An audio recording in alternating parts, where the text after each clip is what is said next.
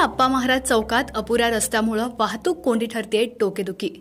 प्रवासी, भाविक आणि वाहनधारकांमध्ये वाहतूक कोंडीमुळे वारंवार उडत आहेत खटके। पाहुयात सविस्तर बातमी। गोंदवले बुद्रुक येथील आप्पा महाराज चौकातील वाहतूक कोंडी ही सर्वसामान्य नागरिक, प्रवासी, भाविक आणि वाहनधारकांसाठी डोकेदुखी ठरत आहे।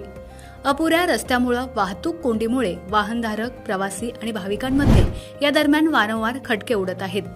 अनेकदा ही प्रकरणे हातघाईपर्यंत देखील जाऊ लागले आहेत। गोंदवलेचा आप्पा महाराज चौक हा सातारा लातूर महामार्गावर असलेला मुख्य चौक आहे।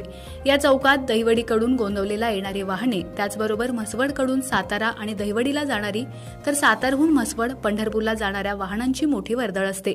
बरेच वेळा अमावस्या, पौर्णिमा तसेच रविवारी अनेक भाविक गोंदवलेकर महाराजांच्या दर्शनाला येत असतात।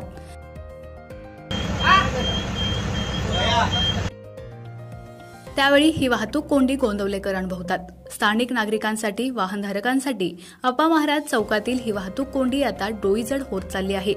त्यामुळेच अनेकदा ही डोकेदुखी ठरणारी वाहतूक कोंडी वादाचा विषय बनत चालली आहे।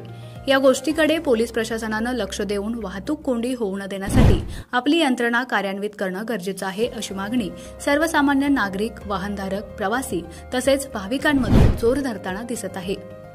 आपला आवाज न्यूजसाठी एकनाथ वाघमोडे, दहिवडी।